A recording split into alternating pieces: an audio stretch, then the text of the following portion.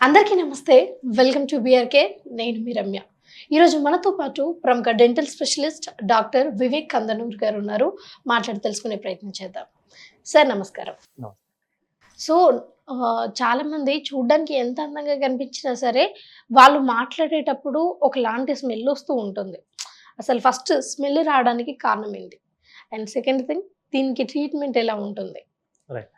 నోటి దుర్వాసనకు చాలా కారణాలు ఉంటాయండి. ప్రప్రథమంగా మనకు నోటికి సంబంధించి మాట్లాడుకుందాము. అవును. రెండోది మన గ్యాస్ట్రోఇంటెస్టైనల్ ట్రాక్ట్. హ్మ్. సో నోటికి సంబంధించినటువంటి కారణాలు ఏమై ఉంటాయంటే, పూర్ మెయింటెనెన్స్, సరిగ్గా బ్రష్ చేసుకోకపోవటం, హ్మ్. టంగ్ క్లీనింగ్ చేసుకోకపోవటం, హ్మ్. చిగుళ్ళ ఆరోగ్యం బాగోకపోవటం, హ్మ్. డయాబెటీస్ లాంటి సమస్య ఉండటం. హ్మ్. రైట్. సో సరిగ్గా పళ్ళు తోముకోకపోవడం కామన్‌గా మనం అర్థం చేసుకోగలిగిన విషయమే. టంగ్ క్లీనింగ్ ఖచ్చితంగా చేసుకోవాలి. హ్మ్. మన టంగ్ మీద ఉండేటువంటి రూగే మీద చాలా అక్యుములేషన్స్ ఉంటాయి, బ్యాక్టీరియల్ అక్యుములేషన్. అది సరిగ్గా శుభ్రం చేసుకోకపోవటం వల్ల కూడా నోటి దుర్వాసన ఏర్పడుతుంది. హ్మ్. So tongue cleaning is a mandatory task. హ్మ్. నీట్‌గా పళ్ళు తోముకోవటంతో పాటుగా డెంటల్ ఫ్లాసింగ్ కూడా చాలా చాలా ఇంపార్టెంట్. ఎందుకంటే పళ్ళ మధ్యలో ఉండేటువంటి ఆహార పదార్థం కూడా హ్మ్. నోటి దుర్వాసనకు చాలా కారణంగా ఉంటుందన్నమాట. హ్మ్. సో ఇప్పుడు మనకు ఆన్ రెగ్యులర్ బేసిస్ మనం చేసుకోవాల్సినటువంటి ఓరల్ హైజీన్ ప్రోటోకాల్ ఏంటంటే, ఖచ్చితంగా మంచిగా బ్రష్ 2 టైమ్స్, హ్మ్. డెంటల్ ఫ్లాసింగ్ అట్‌లీస్ట్ 1 టైమ్ ఏ డే, హ్మ్. టంగ్ క్లీనింగ్ ట్వైస్ ఏ డే. హ్మ్. ఇలా చేసుకుంటే నోటి దుర్వాసనను ప్రైమరీగా ఉండేటువంటి రీజన్స్‌ని కొంచెం కంట్రోల్ చేసుకోవచ్చు. హ్మ్.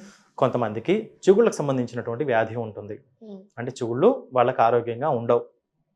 అలాంటప్పుడు వాళ్ళకి చిగుళ్ళ వాపు, చిగుళ్ళ ఎర్రదనము ఇలా హ్మ్. అంతా ఉంటుంది.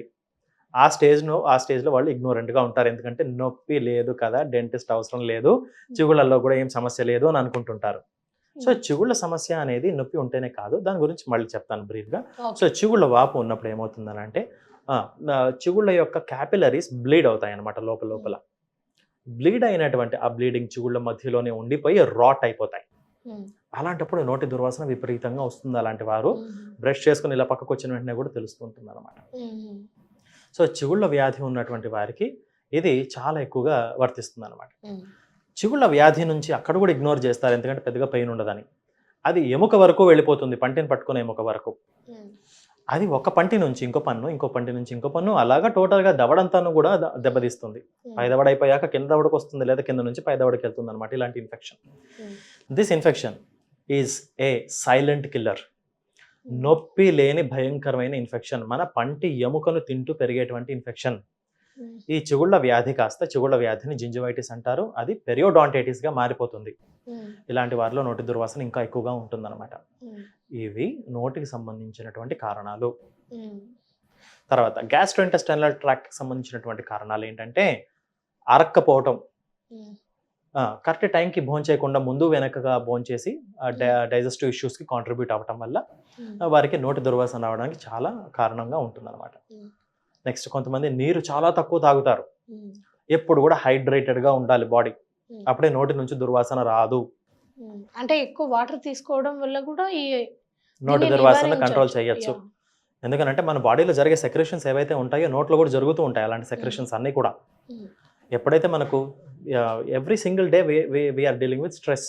హ్మ్. అవును. అలాంటి స్ట్రెస్ రిలేటెడ్ హార్మోన్ బాడీలో ఉన్నప్పుడు నోటి దుర్వాసన తెలుస్తూ ఉంటుందన్నమాట. హ్మ్. వాటర్ తాగుతూ ఉండడం వల్ల అదంతా డైల్యూట్ అయిపోతూ వెళ్తూ ఉందన్నమాట అది. ఓకే. కాబట్టి ఎప్పుడు కూడా మనల్ని మనం హైడ్రేటెడ్‌గా ఉంచుకోవాలి. హ్మ్. కొంతమందికి సలైవరీ సెక్రెషన్స్ తక్కువగా ఉంటాయి. హ్మ్. అలాంటి వారికి నోరు డ్రై అయిపోతూ ఉంటుంది. ఆ! అలాంటి వారికి కూడా నోటి దుర్వాసన వచ్చేటువంటి అవకాశం ఉంటుంది. సెక్రెషన్స్ తక్కువ ఉంటాయన్నమాట. హ్మ్. వారు కూడా హైడ్రేట్ చేసుకుంటూ ఉంటే వారి నోరు ఎప్పుడు తడిగా ఉండడం వల్ల నోటి దుర్వాసన తక్కువగా ఉంటుంది. హ్మ్. కొంతమందికి నిద్ర సరిగ్గా పట్టదు. హ్మ్. అలాంటి వారికి కూడా సరిగ్గా అరగదు. అలాంటి హ్మ్. వారికి కూడా నోటి దుర్వాసన అవకాశం ఉంటుంది. హ్మ్. రైట్. కొంతమందికి షుగర్ ఉంటుంది. హ్మ్. అన్‌కంట్రోల్డ్ డయాబెటిస్ ఉన్న వారిలో డయాబెటిక్ కిటోన్యూరియా అంటారు. అంటే వారి బ్లడ్‌లో కీటోన్స్ ఎక్కువ ఉంటాయన్నమాట. అవి హ్మ్. లైసిస్ అయిపోయి నోటి నుంచి వారికి హ్మ్. ఒక రకమైన దుర్వాసన అది చాలా క్లియర్‌గా అర్థమైపోతూ ఉంటుందన్నమాట. This is because of diabetes, ఆయన బాడీలో డయాబెటిస్ ఉంది. అందుకని తను మాట్లాడుతుంటే అలా ఉంది అనేది అనిపిస్తూ ఉంటుందన్నమాట. హ్మ్. సో, ఇలాగ మనకు ఉండేటువంటి డిఫరెంట్ ఫిజియోలాజికల్ డిసీజెస్ మూలంగా అయినా కావచ్చు, గట్ ప్రాబ్లమ్స్ వల్ల హ్మ్. అయ్యి ఉండొచ్చు. నోటి దుర్వాసన నోటి కారణాల వల్ల అయ్యుండొచ్చు. These are the different reasons నోటి దుర్వాసనకు. సో ఇవన్నీ కూడా రీజన్స్ నోటి నుంచి Right. బ్యాడ్ స్మెల్ రావడానికి. బట్ ఒకవేళ వచ్చిన స్మెల్ని బట్టి అంటే మీరు ఎలా ట్రీట్ చేస్తారు? లైక్ ఈ ట్రీట్ చేసే విధానంలో కూడా ఇన్ని రకాలు ఉంటాయి. అండ్ మీరు చెప్పినట్టుగా ఇప్పుడు గ్యాస్ నుంచి ఏమైనా ప్రాబ్లం ఉంటే వాటికి ఎలా ట్రీట్ చేస్తారు? అలాగే చిగుళ్ళ నొప్పి నుంచి వచ్చే స్మెల్కి దీన్ని ఎలా ట్రీట్ చేస్తారు? రైట్. ఇప్పుడు చిగుళ్ళ వ్యాధి ఒకవేళ బేసిక్ స్టేజ్లో ఉందనుకోండి, simple teeth cleaning once in 6 months is sufficient.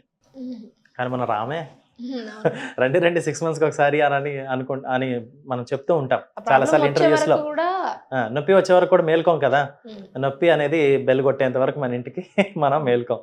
So కాబట్టి అలా లేకుండా 6 monthsకి ఒక్కసారి వచ్చి టీత్ క్లీనింగ్ చేయించుకోండి. ఇంకేదైనా సమస్యలు ఉంటే కూడా బయటపడతాయి కదా. తర్వాత ఈ చిగుళ్ళ వ్యాధి కాస్త పెరియోడాంటైటిస్ అంటే ఎముక వరకు వెళ్ళిపోయి ఉంటే గనక కొన్ని సందర్భాల్లో మనము లానాప్ అనే ప్రొసీజర్ ఉంటుంది, లేజర్ అసిస్టెడ్ పెరియోడాంటల్ థెరపీ అనమాట. అది దాని ద్వారా కూడా ఇన్ఫెక్షన్ బాగా కంట్రోల్ చేయొచ్చు. అలా కూడా కుదరట్లేదు అనుకోండి, రూట్ ప్లేనింగ్, జింజవల్ క్యూరిటాస్ అలాంటి ప్రొసీజర్స్ దానివల్ల కూడా కుదరట్లేదు అనుకోండి, మనం సర్జికల్గా చిగుళ్ళను ఓపెన్ చేసి ఎముక ఎంతవరకు దెబ్బతినిపోయి ఉన్నదో అంతవరకు కూడా మనం నీట్గా శుభ్రపరచవలసి ఉంటుంది. డిబ్రైడ్మెంట్ అది లేజర్ తోటి చేస్తే ఇంకా అద్భుతంగా వస్తుంది. లేజర్ అసిస్టెడ్ అనమాట. సర్జికల్గా కూడా మనం లేజర్ సపోర్ట్ తీసుకొని కంప్లీట్గా డిస్ఇన్ఫెక్షన్ చేయొచ్చు. లేజర్ ప్రాపర్గా వాడితే 1% ఇన్ఫెక్షన్ మిగలడానికి అవకాశం కూడా ఉండదు. సో లేజర్ తోటి మనం ఈ చిగుళ్ళ వ్యాధిని బ్రహ్మాండంగా అరికట్టవచ్చు. టీత్ క్లీనింగ్ నెంబర్ 1, ఆ తర్వాత జింజవల్ క్యూరిటాస్ అండ్ రూట్ ప్లేనింగ్, ఆ తర్వాత సర్జికల్గా మనం డీబ్రైడ్మెంట్ చేసుకొని చిగుళ్ళ వ్యాధి నుంచి మనం దూరం అవ్వచ్చు. Thank you sir. అసలు నోటి నుంచి ఆ బ్యాడ్ స్మెల్ ఎందుకు వస్తుంది, ఎలా వస్తుంది, వచ్చిన తర్వాత ట్రీట్మెంట్ ఎలా తీసుకోవాలి, ఎన్ని టైప్స్ ఉంటాయి, ఇవన్నీ కూడా అర్థమయ్యే విధంగా తెలియజేస్తారు. Thank you so much. Thank you అండి.